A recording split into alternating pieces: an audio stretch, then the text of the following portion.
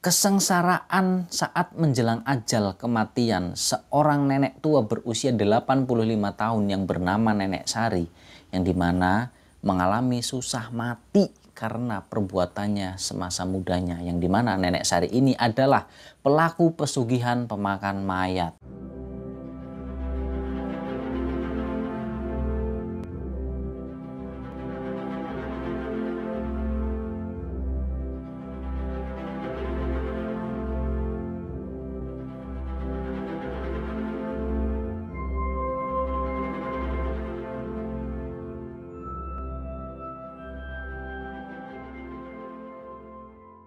Assalamualaikum, ketemu lagi sama saya Misbah. Apa kabar kalian semua? Semoga kalian senantiasa dalam keadaan yang sehat selalu. Amin ya robbal alamin. Nah, lur, teman-teman, pada kesempatan kali ini saya akan menceritakan sebuah kisah, sebuah cerita yang diangkat dari kisah nyata tentang pesugihan. Tapi ini pesugihannya tuh ngeri banget, karena pesugihan ini dilakukan dengan cara memakan mayat. Ini cerita dari narasumber yang tidak mau disebutkan namanya alias disamarkan. Dan seperti biasa, setiap dalam saya bercerita itu, nama dan tempatnya sengaja disamarkan karena demi untuk menjaga privasi, kenyamanan dan juga keamanan orang-orang yang terlibat atau mengalami peristiwa ini. Nah, jadi ini tentang seorang perempuan tua atau nenek-nenek, usianya itu sekitar 85 tahun, yang dimana nenek ini adalah si pelaku pesugihan yang memakan mayat demi untuk mendapatkan kejayaan di dalam karirnya, demi untuk mendapatkan kekayaan dan juga kebahagiaan di dalam hidupnya, namun dengan cara atau jalan yang salah.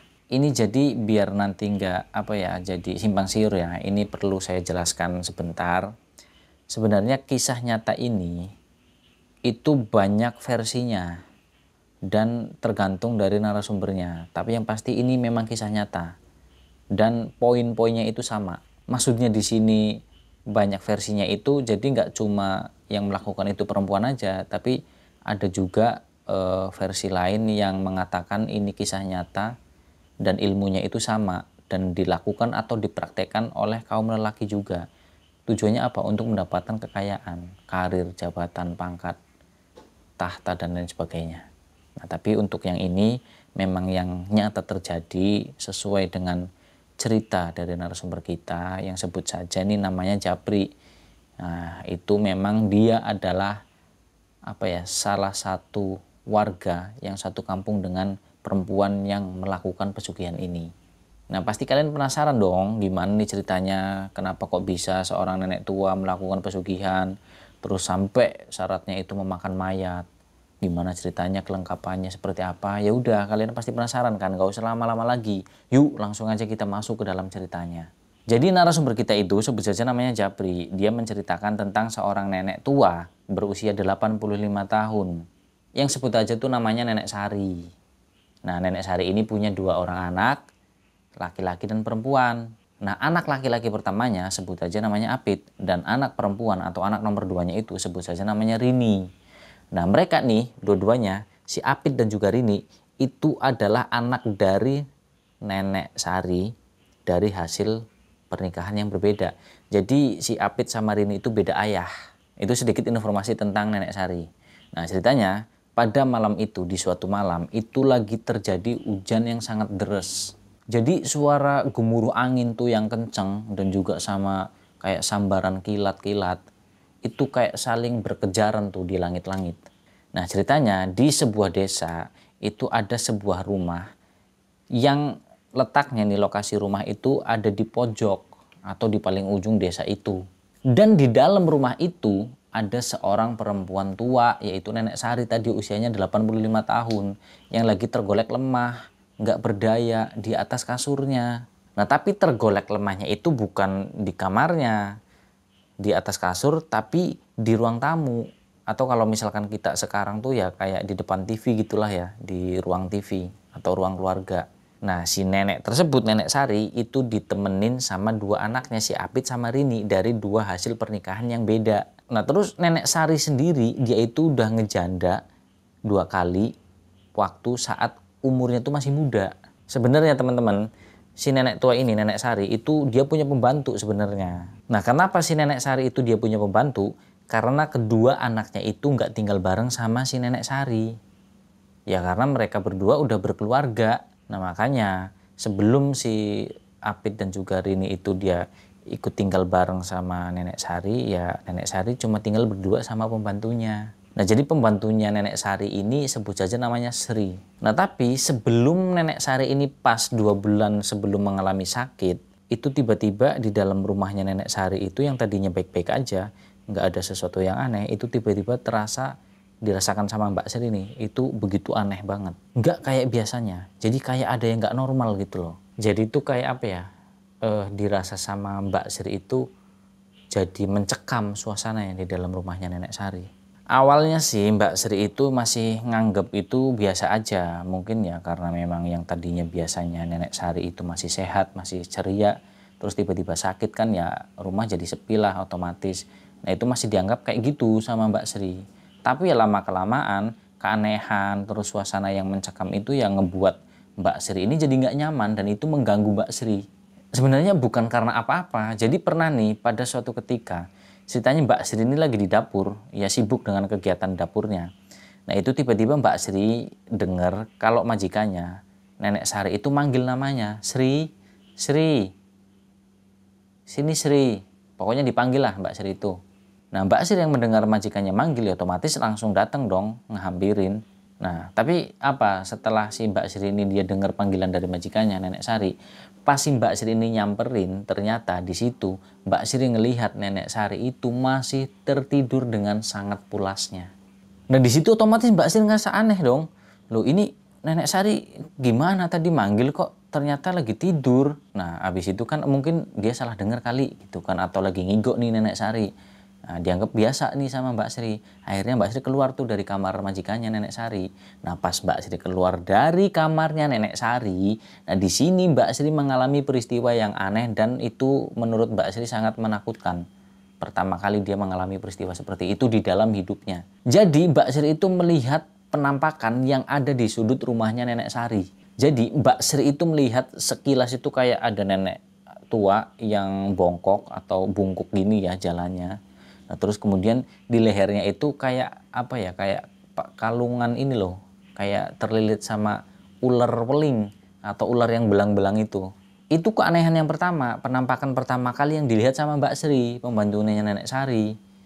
Nah, itu pertama. Ini ada kejadian lagi. Jadi Mbak Sri itu sering banget denger, nggak jarang lah ya pokoknya.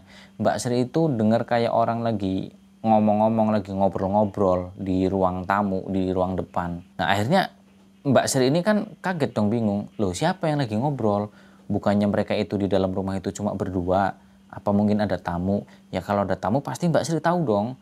Ya pasti kan bikinin minum kayak atau ngasih suguhan kan pasti Mbak Sri, karena Mbak Sri itu pembantu di situ. Dan pasti Mbak Sri juga yang ngebukain pintu. Nah Mbak Sri kan nggak ngerasa ngebukain pintu ya enggak, ngebuatin minuman ya enggak. Dan dia juga tahu pada saat itu nggak ada orang yang datang. Nah terus suara siapa yang ngobrol kayak ramean gitu kan. Nah itu juga malam-malam kan aneh. Nah, akhirnya pas Mbak Sri ini keluar dari kamarnya, dia lihat ternyata di ruang tamu nggak ada apapun dan nggak ada siapapun. Jadi memang tidak ada siapa-siapa, kecuali Mbak Sri sempat ngelihat di situ ada sekelebatan kayak bayangan hitam, kayak siluet, tapi ya agak jelas sih karena Mbak Sri menyadari banget tentang penampakan yang bayangan hitam itu. Jadi kayak lewat di depannya, kayak kelebatan kayak gitu. Tapi jelas, cuman nggak berbentuk apa kayak manusia atau seperti apa, enggak, cuma kayak hitam aja gitu lewat. Nah jadi pas keadaan Nenek Sari ini lagi sakit, itu ada keadaan yang paling aneh menurut si Mbak Sri, ya menurut semua orang juga. Karena apa? Ketika Nenek Sari itu dia sakit mulai ya lumayan parah kan, otomatis dibawa berobat kan ke dokter. Nah di sini juga dokter bingung juga karena nggak nemuin penyakit dari Nenek Sari. Karena didiagnosa dokter itu ya baik-baik aja, nggak ada penyakitnya. Ya mungkin kalau misalkan sakit ya maklum wajar karena penyakit sepuh, penyakit tua. Jadi sebatas itu, jadi nggak ada yang aneh dari penyakitnya itu. Jadi apa ya? Dengan penyakitnya Nenek Sari itu juga ngebuat dokter ini ikut heran. Karena gini loh, jadi dari pagi nih menjelang sampai sore nanti, itu kondisi atau keadaannya Nenek Sari itu sehat-sehat aja. baik-baik aja, cenderung kayak bugar gitu loh, sehat, kayak nggak ada apa ya, lagi ngalamin penyakit atau sesuatu gitu, nggak ada.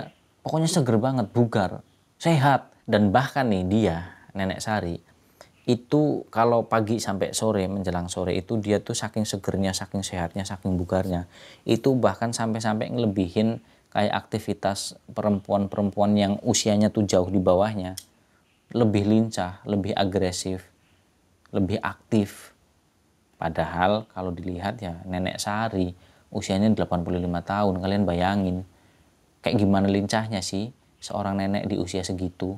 Nah tapi anehnya kalau misalkan udah masuk atau udah waktu adzan maghrib nih, itu apa ya, Nenek Sari itu dengan tubuhnya yang reot, yang tua renta, itu kelihatan banget, ringkih banget, sangat ringkih, kelihatannya seperti itu. Ya memang seperti itu kenyataannya. Nenek usia 85 tahun, ya pasti ringkih. Mau dilihat dari segi manapun tetap aja nenek 85 tahun. Karena nggak jarang Nenek Sari itu ya dia buat menopang berat badannya aja dia tuh apa ya, kayak kesusahan, kayak keberatan gitu, kayak nggak mampu buat nahan beban tubuhnya itu. Dan nggak jarang juga Nenek Sari itu sering kayak kejatuh sendiri karena sempoyongan kalau jalan, kayak ngerayap-ngerayap di tembok, karena dia nggak mampu menopang tubuhnya.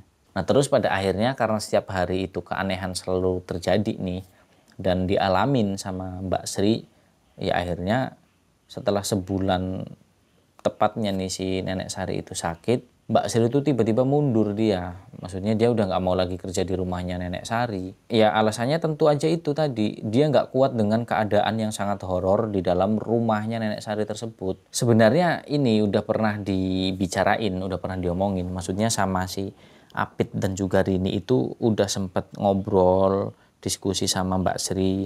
Maksudnya ya minta tolong ditahanlah dulu sebentar minimal ya sampai Nenek Sari ini sembuh.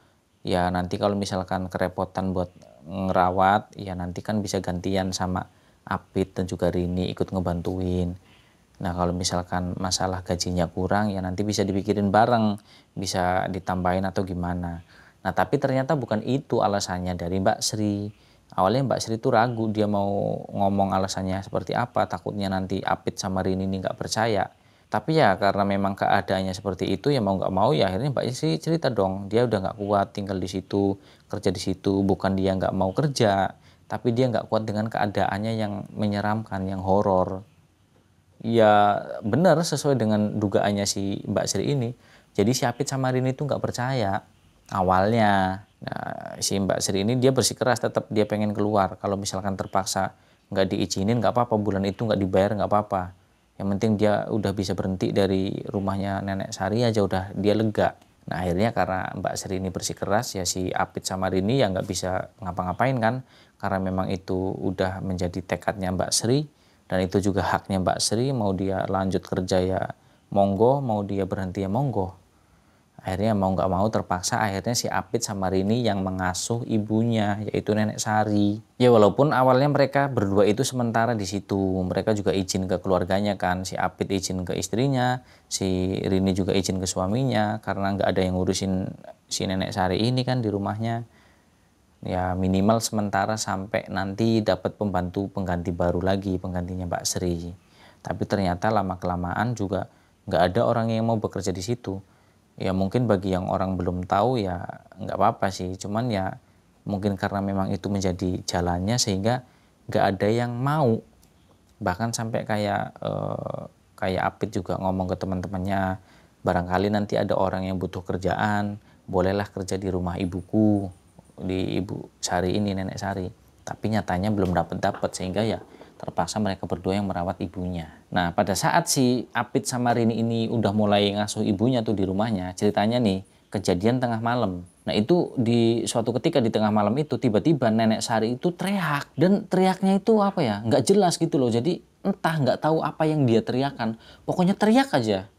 Dan itu tanpa sebab, dia teriaknya itu nggak ada apa ya, nggak ada yang alasan membuat dia buat berteriak itu nggak ada. Jadi tiba-tiba aja gitu. Nah otomatis si Apit yang sama Rini ini yang mendengar ibunya teriak ya langsung nyamperin dong. Nah pas disamperin, nah si Apit itu tiba-tiba mundur beberapa langkah. Karena apa? Waktu si Apit itu datang nyamperin, itu si Apit itu ngeliat si Nenek Sari, dia duduk kan, dia teriak, matanya tuh sambil melotot kayak seolah-olah tuh mau keluar dari rongga matanya itu, kemudian terus lidahnya tuh menjulur keluar, dan dari lehernya itu kelihatan kayak bekas hitam gitu loh, kayak bekas dicekik sama seseorang. Nah, si Rini sebagai seorang anak bungsunya, anak nomor 2, dan dia juga cewek, ya apalagi Rini, Apit aja dia takut kan. Jadi ya si Rini cuma ngelihat dari kejauhan sambil nangis, sambil manggil-manggil nama ibunya kan, berharap nanti ibunya tuh bakalan sadar lagi. Nah, di sini mereka berdua bingung, Apit sama Rini, apa yang harus mereka lakukan. Mereka juga nggak tahu apa-apa. Di sisi lain juga kasihan kalau dibiarin tuh ibunya seperti itu, takutnya terjadi sesuatu yang buruk kan. Nah, dia bingung. Dan akhirnya nih, di tengah-tengah kebingungannya si Apit, dia berinisiatif buat manggil tetangga atau warga buat datang ke situ dan kayak apa ya, nemenin mereka loh, bantuin nyari jalan keluar kenapa ibunya seperti itu. Nah, si Rini dipesenin sama si Apit kan, kamu tunggu sini, Mas mau nyari bantuan, mau ngomong sama warga, siapa tahu mau membantu kita. Mas juga bingung soalnya ibu seperti itu. Ya udah Mas, buruan Mas, jangan lama-lama, aku takut sendirian di sini. Ya udah, kamu tungguin ibu, takut terjadi apa-apa, gitu kata Apit kan. Nah, pas si Apit itu baru aja ngomong kayak gitu sama Rini, dia belum sempat pergi. Dia baru apa namanya, istilahnya tuh baru ngomong sama Rini, tiba-tiba dek. Apa yang terjadi lur, teman-teman? Nafasnya Nenek Sari tiba-tiba terputus, detak jantungnya, denyut nadinya terhenti. Sama sekali nggak ada detak jantung dan denyut nadi, nggak ada hembusan nafas. Langsung seketika, blek. Ya akhirnya Apit sama Rini apa ya spekulasi aja gitu. Ya, jadi mereka berdua menyatakan bahwa Nenek Sari, ibu mereka itu meninggal. Ya karena sempat dicek juga kan kayak denyut nadinya, ya sebisanya dia sesuai dengan yang dia tahu. Si Apit dan Rini, dia pegang nih di pergelangan tangan, ternyata nggak ada denyut nadi. Terus kemudian didengerin di dadanya tuh nggak ada detak jantungnya. Terus kemudian hidungnya dicek, mulutnya nggak ada apa ya, suara nafas atau hembusan nafas, nggak ada. Nah terus ketika dibuka matanya juga udah kayak melihat ke atas kayak gitu, intinya udah meninggal. Mereka yakin seperti itu. Akhirnya ya setelah mereka punya keyakinan bahwa ibu mereka meninggal, si Apit pun ya akhirnya jadi tertunduk, dia lemas, dia lesu, dia sedih. Dan si Rini ya dia meraung nangis dengan begitu hebatnya. Dia nggak kuasa menahan kesedihan atas kematian ibunya, Nenek Sari. Dan si Rini dia juga meraung menangis dengan begitu hebatnya. Dia tuh nggak kuasa buat nahan kesedihan yang dia rasain. Ya maklumlah, kehilangan seorang ibu yang mereka sayangi, mereka kasihi, mereka cintai. Dan mereka tidak bisa berbuat apa-apa. Nah, dan terus setelah si Nenek Sari ini mereka yakini meninggal, akhirnya si Apit ini dia ngelanjutin kan, dia mau ngasih tahu warga, ngasih tahu tetangganya, ngabarin bahwa ibu mereka itu meninggal. Nah, akhirnya warga pada datang. Setelah itu diputusin tuh, jadi Nenek Sari bakalan dikuburin malam itu. Nah, si Apit sama si Rini ya dia ngikut aja mereka berdua. Nah, setelah itu juga sambil nunggu nih si pemandi jenazah datang kan, karena memang kan ada yang khusus buat pemandi jenazah tuh di desanya. Nah, sambil nunggu pemandi jenazah datang, mereka itu nyiapin segala sesuatunya, keperluannya si mayit ini. Entah itu dari kain kafan, wewangian, terus mempersiapkan yang buat mandiin jenazah dan lain sebagainya. Nah, di sini Nenek Sari kan belum sempat dimandikan karena masih nunggu si pemandi jenazah datang kan. Nah, di situ saat itu kehebohan terjadi. Dan kehebohan itu terjadi pada saat orang-orang ini lagi apa ya, kayak nyiapin kain kafan yang nanti bakalan diaturkan buat ngebungkus si mayitnya atau jenazahnya Nenek Sari. Dan itu tiba-tiba jasadnya Nenek Sari itu bergerak, seolah-olah dia tuh kayak mau bangun, kayak mau hidup lagi. Ya otomatis warga, orang-orang yang ada di situ ya mereka kaget, mereka juga takut. Dan sontak aja mereka warga, orang-orang yang kaget, yang ketakutan, yo berlarian berhamburan keluar rumah. Itu menggemarkan dan ngebuat geger desa setempat. Semua orang itu berdatangan ke situ, mereka penasaran yang belum tahu kan. Akhirnya beritanya nyebar tuh malam itu, mereka semua berbondong-bondong datang ke situ. Ya kalau orang meninggal ya udah sewajarnya ketika banyak orang yang datang buat melayat. Tapi kali ini nggak cuma ngelayat doang. Jadi memang selain ngelayat juga penasaran sama kabar yang langsung tersebar begitu aja. Bahwa nenek Sari itu yang udah meninggal kemudian dia bangkit lagi, hidup lagi. Dan memang benar kenyataannya seperti itu. Jadi nenek Sari itu sempat terbangun, terus kemudian dia duduk kan. Nah terus dia matanya sambil melotot ngelihat ke sekelilingnya. Kemana aja dia liatin. Dan kejadian itu disaksikan oleh semua orang, semua warga yang berada di situ. Walaupun menyaksikannya itu dari kejauhan. Maksudnya dari luar rumah, terus kayak ngelihat dari jendela, dari pintu. Soalnya mereka juga takut. Nah setelah warga ini pada ngeliatin kan, merhatiin, nah si nenek Sari yang tadinya dia bangun duduk terus kemudian melotot ngeliatin ke sekeliling, tiba-tiba dia teriak sambil ngomong, "Aku tidak mati dan aku tidak akan pernah mati." Teriaknya kayak gitu nenek Sari. Ya warga mendengar si nenek Sari ngomong kayak gitu ya mereka saling tatap, saling lihat, mereka juga ketakutan. Maksudnya nih apa nenek Sari ngomong kayak gitu? Padahal tadi udah jelas-jelas nenek Sari itu udah mati, udah meninggal dunia.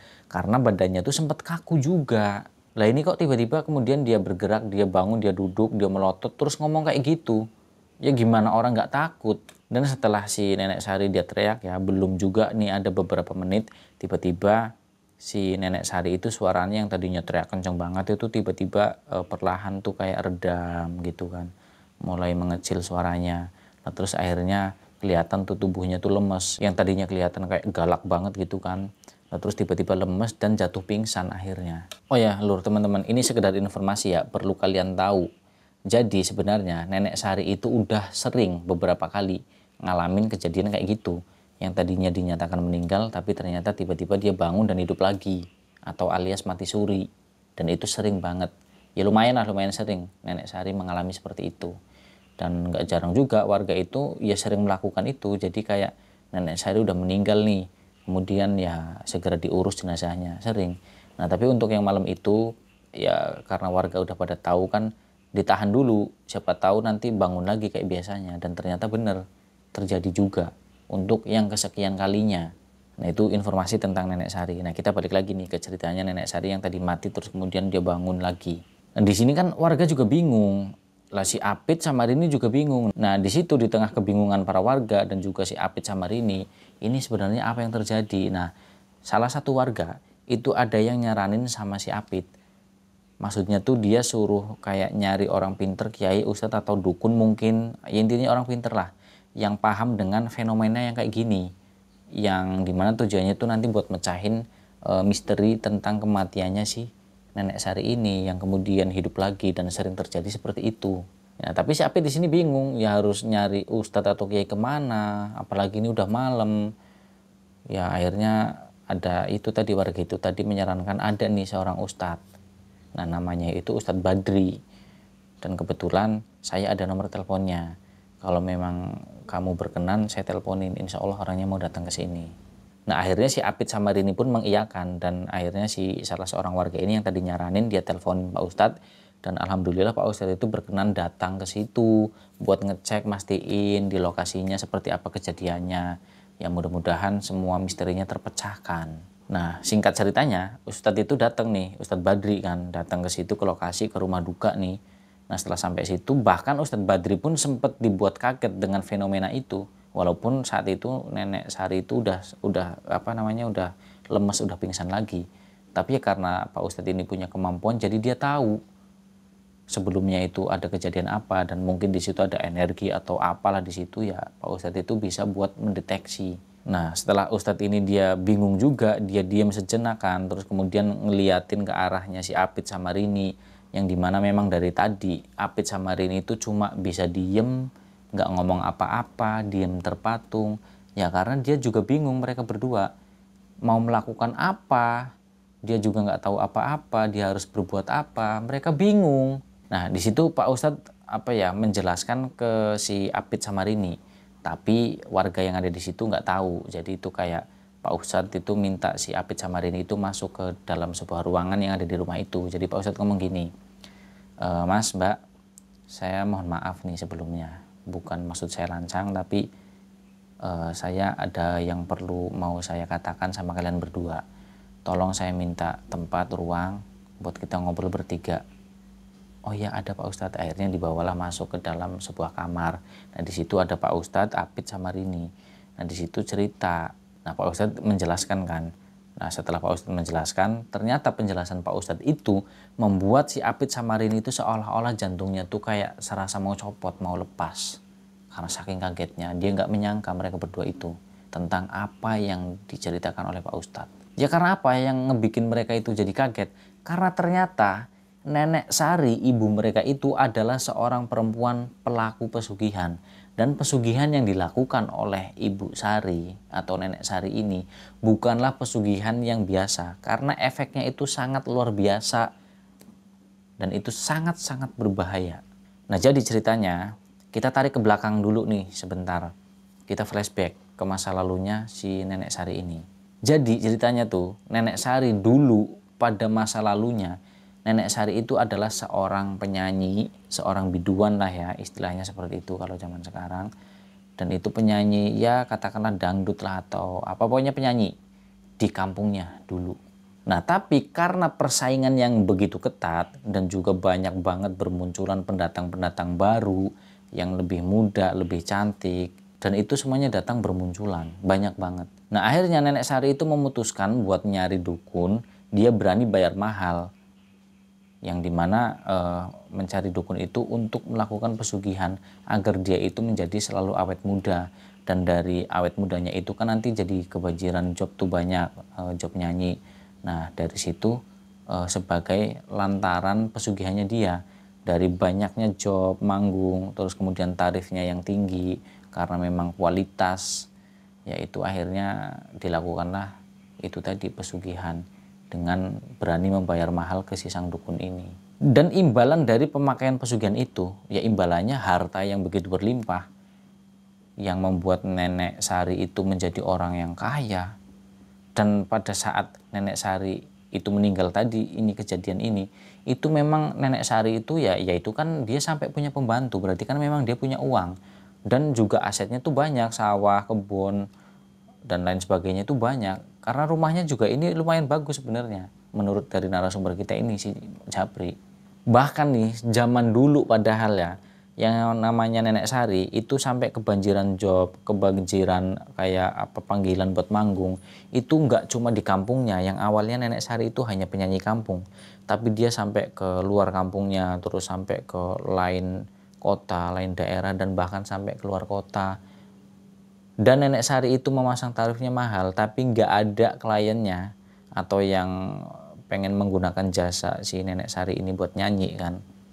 Itu nggak ada yang nawar, jadi berapapun tarif yang dipasang sama Nenek Sari, itu pasti orang yang mau nyewa itu nggak ada tawar-menawar, pokoknya langsung deal, setuju berapapun tarifnya. Apalagi sampai keluar kota, dengan jarak yang jauh otomatis pasti biayanya itu lebih besar dan nggak ada yang menolak. Dan setiap kali si Nenek Sari itu manggung pasti penontonnya tuh banyak, rame banget. Dan karena saking mistisnya pesugihan yang dilakukan sama Nenek Sari itu sampai-sampai alat riasnya Nenek Sari itu nggak boleh dipinjem sama siapapun. Nggak boleh. Jadi cuma boleh buat Nenek Sari seorang. Udah itu. Walaupun misalkan kepepet sekalian nih, kayak misalkan ada salah satu artis atau biduan yang manggung bareng dia terus ketinggalan alat makeupnya, itu kan kepepet. Dan ya namanya orang kepepet kan minjem dong pasti, apalagi profesinya sama kan. Itu sama sekali nggak boleh sama Nenek Sari, nggak boleh, pokoknya pantang banget. Dan itu nggak ada syarat apa-apa, jadi syarat pesugihannya itu cuma satu. Apa itu? Dia harus memakan mayat atau jenazah manusia, orang yang baru saja meninggal dan dikuburkan. Syaratnya mudah, karena apa? Satu syaratnya, nggak ada syarat lain. Tapi satu syarat ini walaupun ringan secara jumlah syarat ya, tapi buat dilakuin ya berat. Karena harus memakan mayat yang baru meninggal dan baru dikuburin. Nah Nenek Sari awalnya dia bingung, ini gimana caranya, maksudnya biar dapetin mayat atau jenazah orang yang baru meninggal. Nah akhirnya dia kan banyak uang, banyak duit kan. Dia nyuruh orang, dia bayar mahal berapapun sesuai dengan perjanjian di awal. Barang siapa yang mau bekerja sama Nenek Sari, terus kemudian mencarikan itu tadi tumbal si mayat yang baru meninggal dikuburin, itu berani membayar mahal berapapun. Nah ya karena memang orang itu kan pasti punya kebutuhan, punya keinginan. Nah, dengan iming-iming bayaran yang tinggi, berapapun yang diminta, ya akhirnya ada yang mau. 2 orang ceritanya tuh, laki-laki semua. Nah, mereka itu nggak tahu awalnya buat apa kerjanya, setelah dijelasin sempat ragu. Nah, tapi ketika mereka berdua nih pesuruhnya itu ragu, diiming-imingin lagi, ditambahin lagi tuh gaji mereka, maksudnya bayaran mereka. Ya, akhirnya mereka nekat tergiur. Awalnya pertama mereka melakukan ya sempat kayak takut, ngerasa berdosa, ngerasa bersalah. Tapi ya karena butuh duit, mau gimana lagi, mereka paksa. Akhirnya lama-lama pekerjaan itu jadi biasa buat 2 orang pesuruhnya Nenek Sari ini. Dan ya kedua orang itu ya tugasnya buat mencuri itu jenazah orang yang baru saja meninggal dan dikuburin itu. Nah, setelah dicuri, kemudian 2 orang itu juga yang bertugas buat memutilasi jenazah itu, yang kemudian nanti dihidangin tuh buat Nenek Sari kemudian dimakan. Nah, tapi di sini sama narasumber kita Japri itu nggak dijelasin gimana caranya makan daging jenazah itu. Apa setelah dimutilasi itu dimasak, direbus, terus dibumbuin, atau dimakan mentah-mentah, atau dibakar dan lain sebagainya. Itu narasumber kita Japri juga nggak tahu. Intinya Nenek Sari itu melakukan pesugihan, memakan mayat yang baru saja meninggal dikuburkan. Seperti itu. Dan ini nyata ada. Dan sampai sekarang ilmu itu masih banyak orang yang menggunakan ilmu tersebut. Nah, tapi ternyata Nenek Sari itu dia nggak menyadari efek dari pesugihan yang dia pakai atau yang dia anut. Jadi apa yang nggak dia sadari? Ternyata itu ada harga yang sangat-sangat mahal yang harus dia bayar. Nah, harga yang sangat mahal itu apa? Bukan uang, bukan duit. Tapi apa? Nyawa. Nyawanya siapa? Ya nyawa orang terdekatnya, orang terkasihnya, orang tercintanya, orang yang paling disayangi. Siapa di sini? Suaminya. Nah, jadi suami pertamanya atau bapaknya si Apit itu jadi tumbalnya si Nenek Sari itu sendiri. Nah, jadi ceritanya ayahnya, bapaknya si Apit itu kan dia kerja di sebuah perusahaan. Nah, di situ bapaknya Apit itu kerjanya itu jadi ini teknisi listrik. Dan itu nggak tahu nih gimana, entah gimana ceritanya pada saat si Nenek Sari itu mencapai kesuksesan awalnya, itu seminggu kemudian insiden kejadian itu terjadi. Sang suami atau bapaknya Apit ini tewas secara mengenaskan. Matinya kenapa? Dia seorang teknisi listrik. Bukan karena tersetrum atau tersengat listrik, bukan. Jadi dia itu bekerja di sebuah perusahaan pembuatan beton tuh. Itu kan beton kalau yang kita lihat nih sekarang, kalau proyek-proyek gede kayak di Jakarta atau di mana, itu kan pasti udah ada beton-beton yang udah jadi tuh. Kemudian pakai tren itu yang pakai kren. Maksudnya, mohon maaf, itu diangkat tuh kan yang gede-gede, itu kan pasti pembuatannya di pabrik. Nah, itu bapaknya si Apit bekerja di perusahaan seperti itu. Nah, ketika dia lagi ngecek keadaan listrik, nah tiba-tiba yang diangkat pakai kren itu mengalami sebuah kecelakaan, terjatuh dan menimpa si bapaknya Apit. Bapaknya Apit kejatuhan beton, kepalanya remuk, hancur dan tewas di tempat. Nah, ini singkatnya lagi nih, akhirnya si Nenek Sari itu kan nikah lagi kan sama suami kedua, yaitu bapaknya si Rini. Dan nasibnya juga sama, bapaknya si Rini ini. Jadi ceritanya tuh gini, bapaknya Rini itu meninggal juga atau tewasnya itu juga mengenaskan dan itu konyol juga. Karena meninggalnya bapaknya Rini itu setelah mengantarkan si Nenek Sari ini manggung. Jadi ceritanya sehabis bapaknya Rini itu nganterin Nenek Sari manggung, dia kan balik lagi ke rumah. Nah, nanti kalau kira-kira acaranya udah selesai, dia datang lagi jemput kan, karena sibuk di rumah kan ada kerjaan. Nah, pas dia pulang, itu kan lewat jalan gede tuh. Nah, lewat jalan gede itu pecah ban, dia tergelincir kan ban depan. Akhirnya jatuh, akhirnya terus disambar truk dari belakang, tergilas, hancur juga badannya. Dan meninggal juga, tewas, mengenaskan, tragis. Dua-duanya tuh suaminya meninggal dengan cara seperti itu. Nah, jadi itu maksud harga yang mahal yang harus dibayar, yaitu dengan nyawa kedua suaminya. Nah, itu jadi flashback tentang riwayat perjalanan hidupnya si Nenek Sari ini saat melakukan pesugihan. Nah, kita balik lagi pada waktu Nenek Sari ini meninggal itu tadi. Nah, di sini masalah terjadi lagi. Jadi masalah yang menimpa Nenek Sari, yang dimana yang seolah-olah itu kelihatan Nenek Sari itu susah banget buat meninggal, padahal keadaannya itu dia udah tua, usianya 85 tahun, dia sering sakit-sakitan. Tapi itu tadi, meninggal hidup lagi, sering banget seperti itu. Dan itu juga ngebikin si Apit sama Rini itu dia jadi bingung. Dia maksudnya bingung apa ya, berat lah pikirannya itu. Maksudnya ini ibunya itu kenapa? Apa yang sebenarnya dia lakukan semasa ketika masih muda dulu. Kenapa kok seperti ini? Kalau misalkan mau meninggal ya meninggal aja. Meninggal dengan cara yang baik, yang gampang, tidak menyusahkan diri sendiri seperti ini. Nah terus kemudian 3 malam berikutnya nih pas menjelang sakit-sakitan sebelum meninggal itu sebenarnya mereka berdua nih Apit sama Rini itu sempat mimpi. Nah mimpinya itu apa? Mimpinya itu sama. Jadi Apit sama Rini itu didatengin sama ibunya yaitu Nenek Sari. Nah di dalam mimpinya itu Nenek Sari itu minta si Apit sama Rini itu buat nyariin itu apa namanya santapannya dia, yaitu orang yang baru meninggal dan baru dikuburkan, terus kemudian dicuri jasadnya, kemudian dipotong-potong dan dihidangkan buat disantap atau dimakan sama Nenek Sari. Di dalam mimpinya tuh kayak gitu, mereka berdua mimpi sama. Jadi tuh katanya mereka disuruh buat nyari daging manusia yang baru meninggal ketika baru dikuburkan. Itu tujuannya nanti manakala Nenek Sari ini menjelang kematian itu biar dia bisa mati dan matinya pun bisa mati dengan tenang. Nah di dalam mimpinya tuh kayak gitu. Nah tapi setelah dikonsultasikan sama Pak Ustadz Badri yang dimana pada saat itu sudah dalam keadaan tergolek lemah nih Nenek Sari, dan keadaannya tuh kondisinya Nenek Sari itu udah mukanya pucat, matanya hitam, udah nggak normal, intinya udah ini banget lah, pokoknya udah tinggal nunggu detik-detik kematian aja. Nah terus kemudian si Pak Ustadz Badri itu membisikkan sesuatu nggak tahu apa tepat persis di telinganya si Nenek Sari ini yang lagi tergolek lemah. Terus setelah si Pak Ustadz ini membisikkan sesuatu, si Pak Ustadz itu mengisyaratkan ke si Apit sama Rini. Mengisyaratkan untuk apa? Jadi mereka berdua itu disuruh ngebangunin Nenek Sari dan didudukkan gitu loh, disandarkan ke tembok. Pokoknya biar Nenek Sari ini dalam keadaan atau posisi duduk. Nah terus si Pak Ustadz ini dia ngomong sama si Apit sama Sari, pokoknya Pak Ustadz itu bisa nggak bisa malam ini kalian harus cari daging sapi, kalau nggak daging kambing. Matang atau mentah Pak Ustadz, buat apa? Pokoknya kalian cari aja, mumpung belum terlalu malam. Kalian cari dimanapun itu, kalau misalkan nggak ada ya nggak apa-apa, potong kambing nggak apa-apa. Akhirnya nyari, dapatlah tuh singkatnya, nggak tahu dapat dari mana, intinya dapat daging dan itu daging kambing kan.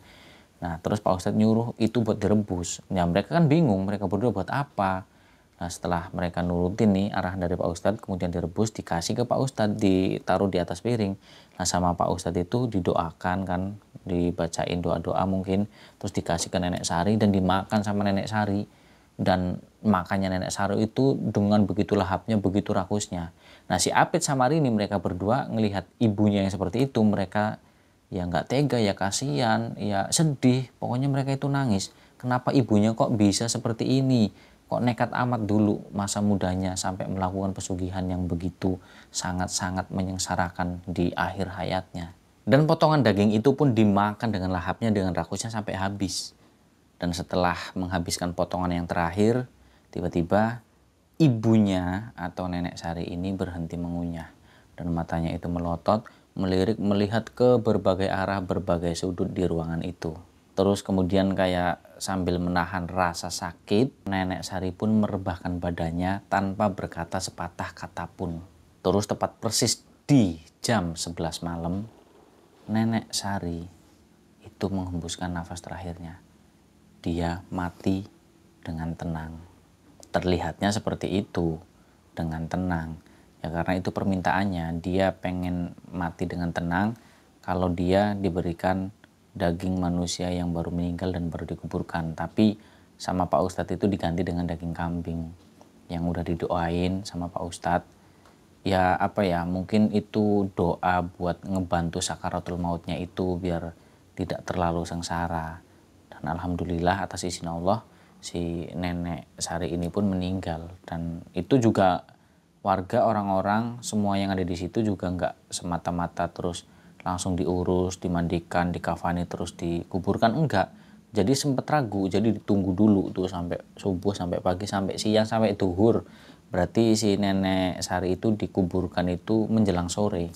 Berarti itu dari jam 11 meninggal tuh beneran sampai subuh, sampai pagi, sampai siang. Dan dikubur itu sekitar jam setengah 3 sore. Karena warga masih ragu, siapa tahu nanti hidup lagi, karena udah sering seperti itu.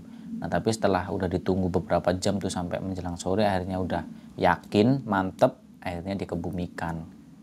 Nah setelah itu ya si Apit sama Rini ini ya mereka nggak nyangka, maksudnya orang tuanya, orang tua tunggalnya itu ternyata dulu melakukan sebuah pesugihan dengan syarat yang sangat-sangat mengerikan, yaitu memakan mayat. Nah ini peristiwa atau kejadian ini memang diambil atau diangkat dari kisah nyata Lur, teman-teman. Walaupun memang terkesan, terlihat atau terdengar tidak masuk akal, sangat-sangat tidak masuk akal memang. Tapi nyatanya memang ada kisah nyata ini. Dan untuk ilmunya sendiri pun masih ada, dan bahkan banyak orang yang mengamalkan ilmu pesugihan ini. Ya karena orang yang udah gelap mata itu nggak akan peduli dia, nggak mikir apa resikonya, apa yang menjadi syarat, asal mereka yang udah dibutakan mata hatinya, yang udah dibisikin sama setan, dikuasai setan, iblis, itu yang nggak akan memperdulikan itu. Jangankan memperdulikan orang yang dia sayang, terus kemudian memperdulikan syaratnya, Tuhannya aja dilupakan. Intinya seperti itu ketika orang sudah gelap mata. Nah jadi demikian kisah tentang Nenek Sari, mantan penyanyi dulunya yang memakai pesugihan memakan mayat yang sangat mengerikan itu. Dan di akhir hayatnya harus mengalami sebuah menjelang kematian, sakaratul mautnya itu sangat sengsara. Nah semoga dari cerita ini kita semua bisa mengambil contoh pelajarannya yang mudah-mudahan bisa berharga, bermanfaat, dan ada hikmahnya. Dan mohon maaf apabila saya dalam bercerita ini banyak sekali nih yang belibet, yang panjang lebar bertele-tele, yang kurang bisa dipahami, kurang bisa diterima dan tersampaikan ke kalian semua. Saya mohon maaf yang sebesar-besarnya, karena itu benar-benar murni kelemahan dan kebodohan dari saya. Tapi kalau misalkan ada yang bisa diambil pelajarannya, itu semata-mata karena pertolongan Allah Subhanahu wa Ta'ala. Yang pada intinya, buang jauh-jauh yang negatif, kalian ambil yang positif. Kurang lebih seperti itu. Dan terima kasih buat kalian yang udah nonton video ini dan mendengarkan cerita ini sampai selesai. Saya doakan dimanapun kalian berada, semoga senantiasa dalam keadaan yang sehat selalu. Amin ya rabbal alamin. Nah terima kasih, sekian dari saya. Sampai jumpa lagi di video dan juga cerita-cerita misteri berikutnya. Saya Misbah Muthaharun. Wassalamualaikum warahmatullahi wabarakatuh.